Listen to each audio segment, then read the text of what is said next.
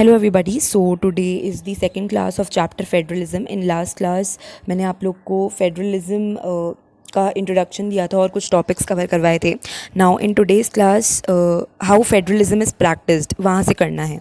ठीक है, तो सबसे पहले तो मैंने आप लोग को लास्ट क्लास में कुछ क्वेश्चंस दिए थे। एंड में मैंने कुछ क्वेश्चंस लिख के छोड़े थे एंड वो क्वेश्चंस आप लोग को देखने थे, आप लोग को रीड करने थे। ठीक है, वो क्वेश्चंस छोड़ने का मेजर पर्पस यही था कि आप लोग को पता चले कि बोर्ड एग्जाम्स में आंसर कैसे लिखे जाते हैं। देखो, उसके अंदर से पहला क्वेश्चन था फीचर्स ऑफ फेडरलिज्म। अब सीबीएसई बोर्ड्स में हर बच्चा फीचर्स ऑफ फेडरलिज्म पढ़ के ही आएगा, राइट। ऐसा कोई स्टूडेंट नहीं होगा जो कि बोर्ड एग्जाम्स में फीचर्स ऑफ फेडरलिज्म ना पढ़ के आए, क्योंकि ये चैप्टर की स्टार्टिंग में दे रखे हैं और ये क्वेश्चन 5 मार्क्स में पूछा गया था। ठीक है, अब मार्क्स उसी को मिलेंगे जो इस चीज़ को प्रॉपर तरीके से एक्सप्लेन कर पाए। मैंने आप लोग को बताया था 5 मार्क्स के क्वेश्चन में या तो आप लोगों को 5 छोटे पॉइंट्स लिखने हैं या फिर 7 से 8 बड़े पॉइंट्स लिखने हैं। सॉरी, उल्टा बोल रही हूँ मैं, या तो आप लोग को 5 बड़े पॉइंट्स लिखने हैं या फिर 7 से 8 छोटे पॉइंट्स लिखने हैं। तो इस केस में देखो 7 छोटे पॉइंट्स लिखे गए हैं एंड जो भी एनसीईआरटी में लिखा गया है, ठीक है, वो आप लोग के टिप्स पे होना चाहिए। एनसीईआरटी अगर आप लोग के टिप्स पे है तो आप लोग सीबीएसई बोर्ड में कोई भी question you can as that question.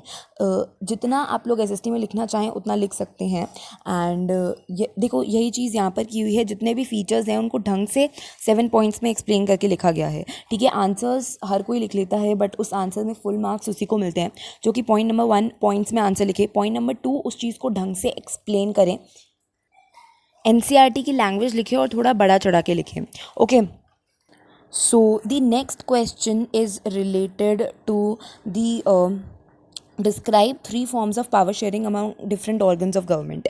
ये चीज़ मैंने आप लोग को बताई थी कि union list, state list, concurrent list, ठीक है, उसके अलावा रेसिडुअरी सब्जेक्ट्स। ठीक है, तो आप लोग देख सकते हैं पहले ये क्वेश्चन 5 मार्क्स का आया था एंड आप लोग देख सकते हैं कि सबसे पहले इंट्रोडक्शन दिया हुआ है। ठीक है, उसके बाद ये चारों पॉइंट्स एक्सप्लेन किए गए हैं। देखो 5 नंबर का क्वेश्चन है तो आप लोग को मेक श्योर करना है कि आप लोग जितना बड़ा चढ़ा के लिख सकें उतना लिखेंगे। ठीक है, तो देखो इस आंसर में यही किया गया है। सबसे पहले यूनियन लिस्ट को एक्सप्लेन किया गया है जो भी एनसीईआरटी में है, उसके बाहर का कुछ एक्सप्लेन नहीं करना है। स्टेट लिस्ट, उसके बाद कॉन्करेंट लिस्ट और रेसिडुअरी सब्जेक्ट। ठीक है, उसके बाद भी कुछ पॉइंट्स हैं जो कि मैंने आप लोग को बताए थे, for example Jammu and Kashmir के केस के पॉइंट्स, तो वो सब देखो अच्छी तरीके से यहाँ पर मेंशन किए गए हैं। तो अगर जो भी क्वेश्चन है उससे रिलेटेड आप लोग को कुछ भी आता है तो आप लोग को हर चीज़ एग्ज़ाम में मेंशन करनी है। ठीक है, अगर आप आदत स्टार्टिंग से लगा लेंगे तो आप लोग के डेफिनेटली एग्ज़ाम्स बहुत अच्छे जाएंगे थ्रू आउट द ईयर। ठीक है, जितनी इन्फॉर्मेशन आप लोग के पास है आप लोग को लिखनी है सिर्फ। Okay, now in the and मैं आप लोग को कुछ क्वेश्चंस बताऊंगी और उसके अलावा मैं आप लोग को कुछ क्वेश्चंस की लिस्ट दूंगी जिसके आंसर्स आप लोग को खुद से प्रैक्टिस करने हैं, क्योंकि ये चैप्टर मैंने आप लोग को बहुत अच्छी तरीके से पढ़ाया है।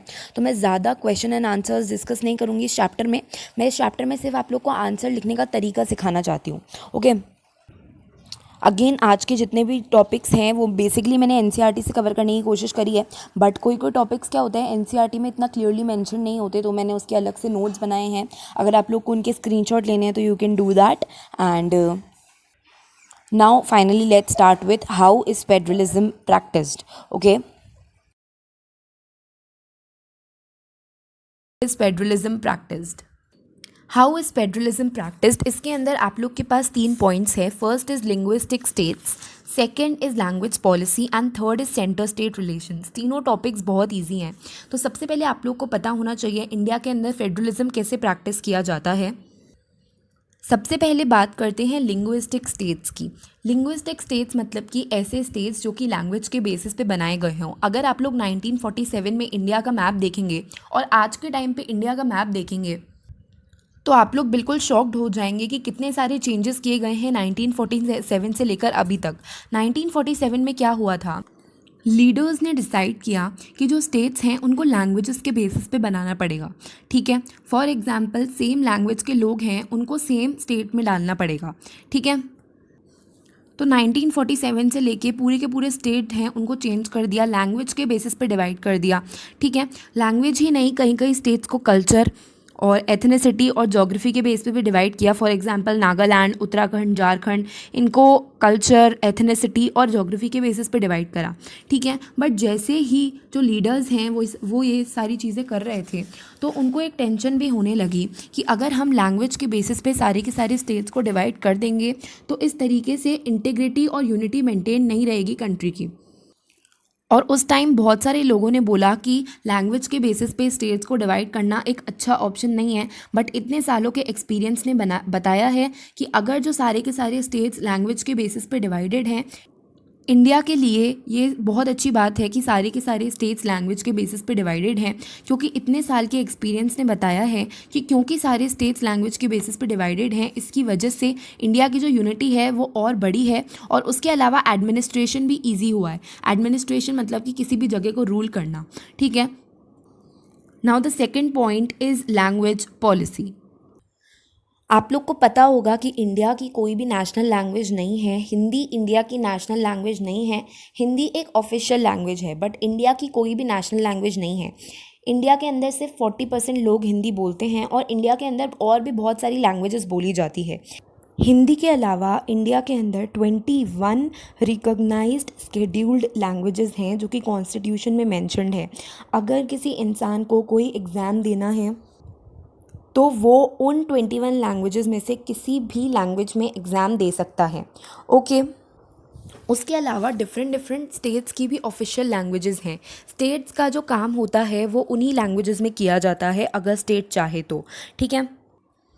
जितने भी सेंट्रल गवर्नमेंट के ऑफिशियल काम होते हैं वो पहले हिंदी और इंग्लिश दोनों में किए जाते थे। उसके बाद 1965 में सेंट्रल गवर्नमेंट ने डिसाइड किया कि इंग्लिश में नहीं, सिर्फ और सिर्फ हिंदी में ही काम किए जाएंगे ऑफिशियल पर्पसेस के। बट उस चीज़ को लेके बहुत सारे लोगों ने प्रोटेस्ट किया। बहुत सारे लोगों ने बोला कि नहीं, इंग्लिश और हिंदी दोनों को ही रख के तुम सेंट्रल गवर्नमेंट के सारे ऑफिशियल काम करो, ठीक है। बेसिकली क्या हुआ, जैसे ही 1965 में सेंट्रल गवर्नमेंट ने बोला कि इंग्लिश को स्टॉप कर देंगे सारे के सारे ऑफिशियल पर्पसेस के लिए, तो जितने भी इंग्लिश स्पीकर्स हैं तमिलनाडु और बहुत सारे स्टेट्स में, उन्होंने डिमांड किया कि नहीं, इंग्लिश के यूज़ को कंटिन्यू रखो। तो आज भी इंग्लिश और हिंदी दोनों ही ऑफिशियल लैंग्वेजेस हैं सेंट्रल गवर्नमेंट के सारे काम करने के लिए। बट ये फैक्ट है कि आज भी इंडिया की जो गवर्नमेंट है वो हिंदी को ही ज़्यादा प्रमोट करती है। हिंदी को प्रमोट करने का मतलब ये नहीं है कि सेंट्रल गवर्नमेंट किसी पे भी हिंदी इम्पोज कर सकती है और ज़बरदस्ती लोगों को बोलेगी हिंदी बोलने के लिए, ऐसा नहीं है। सेंट्रल गवर्नमेंट हिंदी को ज़्यादा फेवर करती है। इंडिया के अंदर इतनी अच्छी तरीके से 21 स्केड्यूल्ड लैंग्वेजेस रखी और डिफरेंट स्टेट्स को फ्रीडम दिया अपनी ऑफिशियल लैंग्वेजेस चूज़ करने का। इसी तरीके से इंडिया जो है उसकी कंडीशन श्रीलंका जैसी नहीं बनी। श्रीलंका की स्टोरी मैंने आप लोग को पावर शेयरिंग में बताई थी। श्रीलंका के अंदर लैंग्वेज के ऊपर बहुत ज़्यादा डिबेट हो गया था। तो इंडिया के अंदर श्रीलंका जैसी सिचुएशन को बनने से रोकने के लिए लीडर्स ने बहुत ही अच्छे अच्छे स्टेप्स लिए और ये सारे स्टेप्स लिए गए। दैट इज़ सेंट्रल गवर्नमेंट के सारे काम में इंग्लिश और हिंदी दोनों यूज़ होगी। जो स्टेट है वो अपनी ऑफिशियल लैंग्वेज चूज़ कर सकता है और अपने काम उसमें कर सकता है। उसके अलावा हिंदी नेशनल लैंग्वेज नहीं है। 21 और स्केड्यूल्ड लैंग्वेजेस बनाई गई, तो ऐसे बहुत सारे स्टेप्स लिए गए। सो that is it for language policy. Now come centre state relations, okay. तो देखो, पहले क्या होता था, 1990 से पहले जो सेंट्रल गवर्नमेंट है वो स्टेट गवर्नमेंट को बहुत ज़्यादा रूल करती थी। देखो, या तो क्या होता था कि जो स्टेट गवर्नमेंट है वो सेंट्रल गवर्नमेंट की ही पार्टी की हो, और या फिर ऐसा होता था कि स्टेट गवर्नमेंट सेंट्रल गवर्नमेंट की पार्टी की नहीं हो, ठीक है। अगर स्टेट गवर्नमेंट सेंट्रल गवर्नमेंट की ही पार्टी की हो तो स्टेट गवर्नमेंट को खुद के कुछ फ्रीडम नहीं दिए जाते थे। स्टेट गवर्नमेंट को वही सारे काम करने पड़ते थे जो कि नेशनल गवर्नमेंट कर रही है। स्टेट गवर्नमेंट को अपनी कुछ ऑटोनॉमी नहीं थी, मतलब कि ऑटोनॉमी मतलब फ्रीडम। स्टेट गवर्नमेंट को अपनी कुछ ऑटोनॉमी नहीं थी। स्टेट गवर्नमेंट जो है वो सेंट्रल गवर्नमेंट के हिसाब से ही चलती थी, ठीक है। बट अगर स्टेट गवर्नमेंट की पार्टी अलग हो और सेंट्रल गवर्नमेंट की पार्टी अलग हो तो क्या होता था, स्टेट गवर्नमेंट और सेंट्रल गवर्नमेंट दोनों राइवल पार्टीज़ के होते थे, ठीक है। मतलब ऐसी पार्टीज़ जिनके बीच में बहुत ज़्यादा कंपटीशन हो, ठीक है। फॉर एग्जांपल सेंट्रल गवर्नमेंट तो बीजेपी की और स्टेट गवर्नमेंट कांग्रेस की, ठीक है। इस तरीके से होता था। तो उस सिचुएशन में क्या होता था, सेंट्रल गवर्नमेंट स्टेट गवर्नमेंट पे बहुत ज़्यादा बर्डन डालती थी और सेंट्रल गवर्नमेंट ही सारी चीज़ें करती थी। सेंट्रल गवर्नमेंट अपनी पावर का मिसयूज़ करके स्टेट गवर्नमेंट के सारे पावर्स ले लेती थी उस केस में। बट 1990 के बाद ये सिनेरियो थोड़ा सा चेंज हुआ, क्योंकि 1990 के बाद रीजनल पॉलिटिकल पार्टीज़ आई। ठीक है, फॉर एग्जांपल अगर स्टेट लेवल पर कोई रीजनल पॉलिटिकल पार्टी रूल कर रही हो, रीजनल पॉलिटिकल पार्टी मतलब कि फॉर एग्जांपल आम आदमी पार्टी आपने देखी होगी दिल्ली में। आम आदमी पार्टी जो है वो सिर्फ दिल्ली के लेवल पे ही है, कोई नेशनल लेवल पे नहीं है। ठीक है, इसी तरीके से रीजनल पॉलिटिकल पार्टी वो होती है जो कि सिर्फ और सिर्फ किसी स्टेट के लेवल पे ही होती है, राइट। तो 1990 के बाद बहुत सारी रीजनल पॉलिटिकल पार्टीज़ आ गई। अब जो सेंट्रल गवर्नमेंट है वो रीजनल पॉलिटिकल पार्टी की तो कुछ राइवलरी नहीं है। ठीक है, सेंट्रल गवर्नमेंट और रीजनल पॉलिटिकल पार्टी एक दूसरे के कंपटीशन में नहीं है, तो इस तरीके से सेंट्रल गवर्नमेंट को कुछ फ़र्क नहीं पड़ता था और सेंट्रल गवर्नमेंट जो है वो उस रीजनल पॉलिटिकल पार्टी के पावर्स को मिसयूज़ नहीं करती थी। ओके, 1990 के बाद एक और चीज़ भी स्टार्ट हुई जिसका नाम था कोएलिशन गवर्नमेंट। कोएलिशन गवर्नमेंट क्या होती है? जब वोटिंग होती है और कभी किसी एक पॉलिटिकल पार्टीज़ को सबसे ज़्यादा वोट्स नहीं मिलते हैं, फॉर एग्जांपल 4 पार्टीज़ लड़ी। ठीक है, एक पार्टी को मिले 20 वोट्स, नेक्स्ट 40, नेक्स्ट 20, नेक्स्ट 40। ठीक है, तो किसी भी पार्टी को क्लियर मेजॉरिटी वोट्स नहीं मिले, तो इन दोनों पार्टीज़ ने डिसाइड किया 20 + 40 60 हो जाएगा और इस तरीके से ये दोनों पार्टीज़ रूल करेंगी। तो 1990 के बाद कोएलिशन गवर्नमेंट इंट्रोड्यूस की गई। अब कोएलिशन गवर्नमेंट से क्या हुआ कि सेंट्रल गवर्नमेंट पे 2 पार्टीज़ रूल करती थी एक ही टाइम पे। ठीक है, इस तरीके से जो डिफरेंट पार्टीज़ हैं वो एक दूसरे को समझने लग गई, वो एक दूसरे के अंदर पावर शेयरिंग करने लग गई और सेंट्रल गवर्नमेंट जो है वो स्टेट गवर्नमेंट के पावर को मिसयूज़ कम करने लगी। ठीक है, सेंट्रल गवर्नमेंट ने स्टेट गवर्नमेंट की रिस्पेक्ट करना स्टार्ट कर दी और इस तरीके से स्टेट गवर्नमेंट को autonomy that is freedom they the, right. तो ये प्रोसेस थोड़ा ग्रेजुअल था। 1990 से पहले ऐसी चीज़ें बहुत होती थी कि सेंट्रल गवर्नमेंट पे अलग पार्टी रूल कर रही है, स्टेट गवर्नमेंट पे अलग पार्टी रूल कर रही है, इसीलिए जो सेंट्रल गवर्नमेंट है वो स्टेट गवर्नमेंट पे बहुत ज़्यादा हुक्म चलाएगी। ठीक है, बट 1990 के बाद सिनारियो चेंज होना लगा। पॉलिटिकल पार्टीज़ जो हैं वो एक दूसरे को समझने लगी, रीजनल पॉलिटिकल पार्टीज़ आ गई, उसके अलावा कोएलिशन गवर्नमेंट बनने लगी। तो डिफरेंट पॉलिटिकल पार्टीज़ एक दूसरे के अंदर पावर शेयरिंग अरेंजमेंट्स को समझने लगी और एक दूसरे के लेवल को रिस्पेक्ट करने लगी। That is central government state government को रिस्पेक्ट करती थी और उसको फ्रीडम देती थी, राइट। उसके अलावा 1990 के बाद जो सुप्रीम कोर्ट है उन्होंने भी कुछ जजमेंट पास किए थे। उन जजमेंट के अंदर क्लियरली लिखा हुआ था कि जो सेंट्रल गवर्नमेंट है वो स्टेट गवर्नमेंट को डायरेक्टली रूल नहीं कर सकती, स्टेट गवर्नमेंट को बता नहीं सकती कि तुम्हें ये करना है, स्टेट गवर्नमेंट अपना अलग फ्रीडम एंजॉय करेगी। इस तरीके से बहुत सारे रूल्स बने। तो इस तरीके से एट द एंड इंडिया के अंदर सेंट्रल गवर्नमेंट स्टेट गवर्नमेंट के ऊपर थोड़ा कम इन्फ्लुएंस करने लगी और वो दोनों अपनी अलग अलग फ्रीडम एंजॉय करते थे। Now the last topic of today's chapter is decentralization in India. जैसे कि आप लोग को पता है इंडिया एक बहुत ही बड़ा कंट्री है। ठीक है, इंडिया के जो एक एक स्टेट है वो बहुत लार्ज है। उत्तर प्रदेश रशिया से बड़ा है, महाराष्ट्र जर्मनी जितना है। ठीक है, ऐसे ही जो स्टेट हैं वो अंदर से बहुत ज़्यादा डाइवर्स हैं। इस तरीके से सिर्फ और सिर्फ उन स्टेट्स के लिए एक गवर्नमेंट रख देना उन स्टेट्स की सारी चीज़ों को फुलफ़िल नहीं कर सकता। ठीक है, उन स्टेट्स के अंदर लोकल लेवल पे भी गवर्नमेंट रखना बहुत ज़्यादा ज़रूरी थी। ठीक है, डिसेंट्रलाइजेशन का क्या मतलब होता है कि एक third level of government introduce करना जिसका नाम होता है लोकल गवर्नमेंट। लोकल गवर्नमेंट के अंदर क्या किया जाता है, सेंट्रल और स्टेट गवर्नमेंट से थोड़े पावर ले लिए जाते हैं और वो पावर्स लोकल गवर्नमेंट को दे दिए जाते हैं। ओके, इस पूरे प्रोसेस को बोलते हैं डिसेंट्रलाइजेशन। अब ऐसा क्यों किया गया कि डिसेंट्रलाइजेशन की नीड हो, ऐसा क्यों किया गया कि पावर्स लोकल गवर्नमेंट को दे दिए जाएं? क्योंकि जैसे कि आप लोग को पता होगा बहुत सारे इश्यूज़ जो हैं वो सिर्फ लोकल लेवल पे ही सॉल्व हो सकते हैं। ठीक है, लोकल गवर्नमेंट को पता होता है कि लोगों की नीड्स क्या है, तो लोकल गवर्नमेंट अपने जो पैसे हैं वो सही जगह पे इन्वेस्ट करती है, राइट। लोकल गवर्नमेंट को अपने लोगों की लोकेलिटी की प्रॉब्लम के बारे में पता होगा तो उस प्रॉब्लम का जो सॉल्यूशन है वो लोकल गवर्नमेंट निकाल सकती है। वाइल एज अगर लोकल गवर्नमेंट नहीं होती तो सबके सब लोग स्टेट गवर्नमेंट और सेंट्रल गवर्नमेंट तक रीच नहीं कर सकते। तो जो लोग हैं वो लोकल गवर्नमेंट तक ईजिली रीच कर सकते हैं, अपनी प्रॉब्लम्स बता सकते हैं। इस तरीके से जो डेमोक्रेसी का प्रोसेस होगा वो भी बहुत अच्छा होगा और सब लोग को लगेगा कि उनकी भी बातें सुनी जा रही है, राइट। इंडिया के अंदर बहुत सारे एफर्ट्स किए गए स्टार्टिंग से ही पावर को डिसेंट्रलाइज करने के। पंचायत्स बनाए गए विलेजेस में और अर्बन एरियाज़ में म्यूनिसिपैलिटीज़ बनाई गई। बट ये जो पंचायत्स और म्यूनिसिपैलिटीज़ थी ये सारी की सारी स्टेट गवर्नमेंट के अंडर ही थी और स्टेट गवर्नमेंट इनको डायरेक्टली रूल कर सकती थी, ठीक है। उसके अलावा इन लोकल गवर्नमेंट्स के अंदर कभी भी रेगुलर इलेक्शंस नहीं होते थे।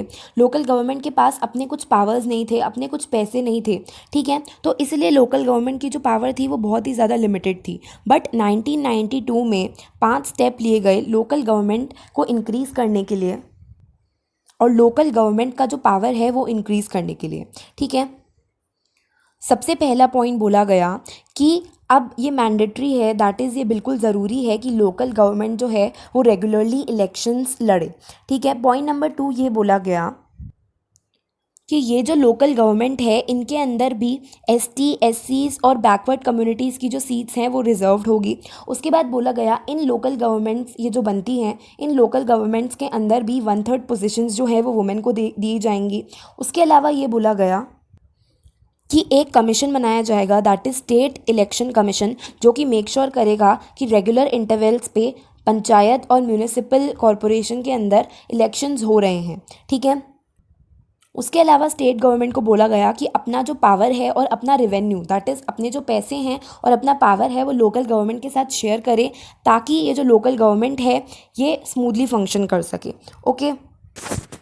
अब मैं आप लोग को लोकल गवर्नमेंट का पूरा स्ट्रक्चर समझाऊंगी। देखो, सबसे पहले आप लोग को पता होना चाहिए कि पंचायत क्या होती है। एक विलेज होता है या फिर एक वार्ड होता है, ठीक है। फॉर एग्जांपल ये बहुत सारे विलेजेस हैं या फिर वार्ड्स हैं, ठीक है। इनके अंदर से इनकी जो लोकल पॉपुलेशन है वो पंच को इलेक्ट करती हैं, ठीक है। तो जितने भी विलेज के लोग हैं जो कि वोट कर सकते हैं वो जाते हैं और इन पंचेस के लिए वोट करके आते हैं। तो 5 पंच होते हैं और एक सरपंच होता है हर एक विलेज का, ठीक है। देखो, अब क्योंकि जो पंचायत है उसके पंच जो हैं वो लोग इलेक्ट करते हैं, तो वही लोग क्या करते हैं, साल में 1-2 बार मीट करते हैं और उस पूरे के पूरे पंचायत की फंक्शनिंग, उस पूरे के पूरे पंचायत का बजट वो सब डिस्कस करते हैं, ठीक है। बेसिकली जितने भी लोगों ने उस पंचायत को वोट किया है, यानी कि जितने भी विलेज के मेंबर्स जिन्होंने जाकर उस पंचायत के सरपंच के लिए और पंचों के लिए वोट कराए, जितने भी विलेज के मेंबर्स हैं वो एक साथ मिलते हैं, बैठते हैं और वो पंचायत की सारी चीज़ें डिस्कस करते हैं कि पंचायत कैसे फंक्शन कर रही है, क्या पंचायत सही फंक्शन कर रही है, पंचायत के बिल्स, पंचायत के पूरे मनी रिलेटेड बजट्स सब कुछ डिस्कस होते हैं, ठीक है। तो इस चीज़ को बोलते हैं ग्राम सभा। ग्राम सभा मतलब कि जितने भी लोग हैं, ठीक है, कॉमन विलेज के लोग, वो सब मिलते हैं, बैठते हैं और पंचायत की फंक्शनिंग को डिस्कस करते हैं, okay. Now the next is panchayat समिति और ब्लॉक और मंडल। देखो, अब आप लोग ये देख रहे होगे, ये टेबल है, ठीक है। अब आप लोग देखो, जितने भी पंचायत के मेंबर्स होते हैं अलग अलग विलेज के, वो मिलते हैं और वो एक साथ पंचायत समिति बनाते हैं, ठीक है। मतलब कि वो दूसरे लोगों को इलेक्ट करते हैं जो कि पंचायत समिति के मेंबर्स बन सकते हैं।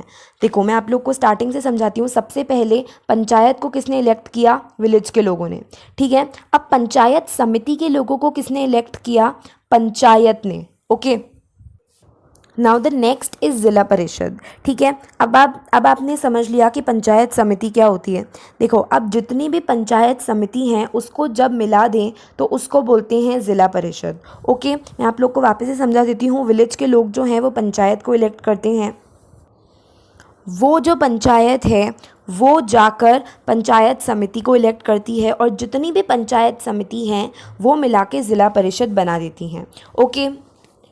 ज़िला परिषद के अंदर पंचायत समिति के भी मेंबर्स होते हैं, लोकसभा के भी मेंबर्स होते हैं, एमएलएज भी होते हैं और भी अदर डिस्ट्रिक्ट ऑफिशियल्स भी होते हैं, ठीक है। मैं आप लोग को एक बार दोबारा समझाना चाहूँगी क्योंकि बहुत सारे बच्चों को ये कॉम्प्लेक्स लगता है। देखो, सबसे पहले विलेज के लोग पंचायत बनाते हैं, ठीक है। अब वो जो पंचायत के मेंबर्स हैं वो जाते हैं और एक पंचायत समिति इलेक्ट करते हैं। जब पंचायत समिति इलेक्ट हो जाती है तो उन बहुत सारी पंचायत समिति का, दैट इज़ बहुत सारे विलेजेस की पंचायत समिति का ग्रुप बन जाता है डिस्ट्रिक्ट लेवल पे, जिस ग्रुप को बोला जाता है ज़िला परिषद के अंदर पंचायत समिति के मेंबर्स भी होते हैं और भी बहुत सारे ऑफिशियल्स, लोकसभा के मेंबर्स, एमएलएज, ये सब भी होते हैं। ठीक है। जिस तरीके से गाँव में पंचायत होती हैं उसी तरीके से बिग सिटीज़ में म्यूनिसिपल कॉरपोरेशंस होते हैं और टाउन्स में म्यूनिसिपैलिटीज़ होती हैं। ओके। म्यूनिसिपैलिटीज़ का जो हेड होता है वो म्यूनिसिपल चेयरपर्सन होता है और म्यूनिसिपल कॉरपोरेशन का हेड मेयर होता है। ओके। उसके बाद आप लोग की बुक में बता रखा है problems related to the local government. जैसे कि आप लोग को पता है लोकल गवर्नमेंट जो है वो बहुत बड़ा एक्सपेरिमेंट है। ठीक है। अभी आज के टाइम पे 36 इलेक्टेड रिप्रेजेंटेटिव्स हैं पंचायत, म्यूनिसिपैलिटीज़, इन सब में। लोकल गवर्नमेंट खुद को इंक्रीज़ करने की कोशिश कर रही है। ठीक है। खुद को इम्प्रूव करने की कोशिश कर रही है।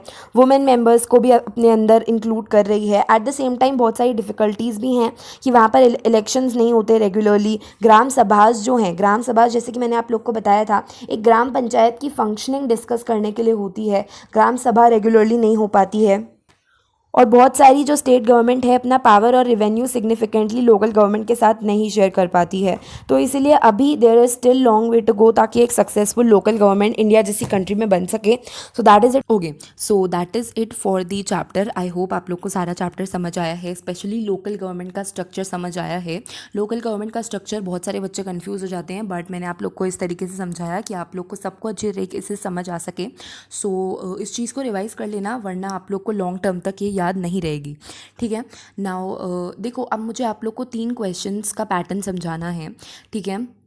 क्या होता है कि मैंने आप लोग को स्टार्टिंग में बताया था एसएसटी के एग्ज़ाम में बेसिकली क्या होता है कि आप लोग आंसर लिख लेते हैं। ठीक है। बट आप लोग को पता नहीं चलता आपके मार्क्स क्या कटे हैं, क्योंकि होता क्या है, आंसर पॉइंट्स में लिखना होता है और आप लोगों ने पैराग्राफ के फॉर्म में पढ़ा होता है। तो आप लोग पैराग्राफ के फॉर्म में लिख के आ जाते हैं आंसर्स और अच्छी तरीके से पॉइंट्स फ्रेम करके नहीं आते हैं। ठीक है। अगर पॉइंट्स के फॉर्म में भी लिख के आते हैं तो वो पॉइंट्स अच्छी तरीके से फ्रेम्ड नहीं होते, तो इसलिए आप लोग को एसएसटी में मार्क्स नहीं मिलते। ठीक है। अब ये प्रॉब्लम सॉर्ट आउट करने के लिए मैंने आज आप लोग के लिए 3 एग्जाम्पल्स निकाले हैं। एग्जाम्पल नंबर 1, ये जो क्वेश्चन है this is of 3 marks, 3 marks का आता है एग्जाम में कि is it right to say that India is a federal country but word federalism is not used anywhere in the constitution, explain. तो सबसे पहले एनसीईआरटी में चाहे ये चीज़ पैराग्राफ के फॉर्म में लिखी हो चाहे पॉइंट्स के फॉर्म में लिखी हो, आप लोग को यहाँ पर जो क्वेश्चन में पूछा है उसके हिसाब से पॉइंट्स बना के ही आंसर लिखना पड़ेगा। अब ये क्वेश्चन जो था ये था 3 मार्क्स का, तो इसमें देखो 5 पॉइंट्स लिखे गए हैं और वो 5 पॉइंट छोटे छोटे हैं। ठीक है। इतने बड़े पॉइंट्स नहीं है, छोटे छोटे 5 पॉइंट्स लिखे गए हैं, विच इज़ सफिशिएंट। उसके अलावा आप लोग देखिए पॉइंट्स कितनी अच्छी तरीके से जो क्वेश्चन में पूछा गया है उसके हिसाब से फ्रेम करके लिखे गए हैं। अब चाहे आपने पढ़ा किसी भी तरीके में हो, आपने पैराग्राफ के फॉर्म में पढ़ा हो, ठीक है, लंबे लंबे पॉइंट्स के फॉर्म में पढ़ा हो, बट क्वेश्चन ये चीज़ डिमांड कर रहा है और क्वेश्चन के हिसाब से आंसर पॉइंट्स के फॉर्म में बना के लिखा गया है। Okay. Now, the next question is this. Explain 5 changes towards decentralization brought in the constitution after amendment in 1992. तो देखो इस क्वेश्चन में सबसे पहले 5 नंबर का क्वेश्चन आता है, तो सबसे पहले डिसेंट्रलाइजेशन की डेफिनेशन लिखी गई है ताकि आप लोग को क्या समझना है कि ये जो क्वेश्चन है, ठीक है, इसका आंसर आप लोग को इस तरीके से लिखना है कि जो सामने वाला बंदा है उसको कुछ भी नहीं पता। ठीक है। तो जो भी क्वेश्चन में है उससे रिलेटेड सबसे पहले आप लोग को जो भी टर्म्स आती हैं वो एक्सप्लेन करनी है, उसके बाद अपना पॉइंट प्रूव करना है। तो यहाँ पर सबसे पहले डिसेंट्रलाइजेशन एक्सप्लेन किया गया है, उसके बाद 5 पॉइंट्स लिखे गए हैं। ठीक है। देखो लिखने के कोई पैसे नहीं लगते एनीवे, तो आप लोग को जितना आता है आप लोग को 5 मार्क्स के क्वेश्चन में, 3 मार्क्स के क्वेश्चन में उतना लिख के ही आना है। ठीक है। सो डिसेंट्रलाइजेशन की सबसे पहले डेफिनेशन लिखी गई है, डिसेंट्रलाइजेशन से रिलेटेड कुछ पॉइंट्स लिख रखे हैं जो कि इस क्वेश्चन से भी रिलेटेड है। ठीक है। उसके बाद वो 5 पॉइंट्स लिख रखे हैं जो कि पूछे गए हैं, दैट इज़ एग्जैक्टली जो पूछा गया है कि क्या अमेंडमेंट्स हुए थे वो चीज़ लिख रखी है। अब ये जो 5 नंबर का क्वेश्चन है इसके अंदर 5 पॉइंट्स जो हैं वो बड़े बड़े हैं और उसके अलावा एक डेफिनेशन भी है, तो चाहकर भी जो आप लोग के मार्क्स हैं वो नहीं कट सकते। ठीक है। चाहकर भी कोई आप लोग के मार्क्स नहीं काट सकता, तो आप लोग इतना लिख के आइए। ठीक है। सबसे पहले लेंथ में इतना लिख के आइए कि कोई आप लोग के मार्क्स नहीं काट सकता। उसके बाद आंसर पॉइंट्स में लिख के आइए, करेक्ट आंसर लिख के आइए और एनसीईआरटी में से लिखिए। ठीक है। अगर आप लोग ये 2-3 गाइडलाइंस फॉलो करेंगे तो कोई भी आप लोग के मार्क्स नहीं काट सकता, राइट। नाउ देखो, अब इस क्वेश्चन में रूरल गवर्नमेंट का स्ट्रक्चर पूरा मांगा गया है। तो देखो रूरल गवर्नमेंट के अंदर जो भी पॉइंट्स हैं वो पूरे इस क्वेश्चन में एक्सप्लेन करने की कोशिश की गई है। तो देखो आंसर में सबसे पहले बेसिक आइडिया लिखा गया है कि डिसेंट्रलाइजेशन के पीछे बेसिक आइडिया क्या होता है।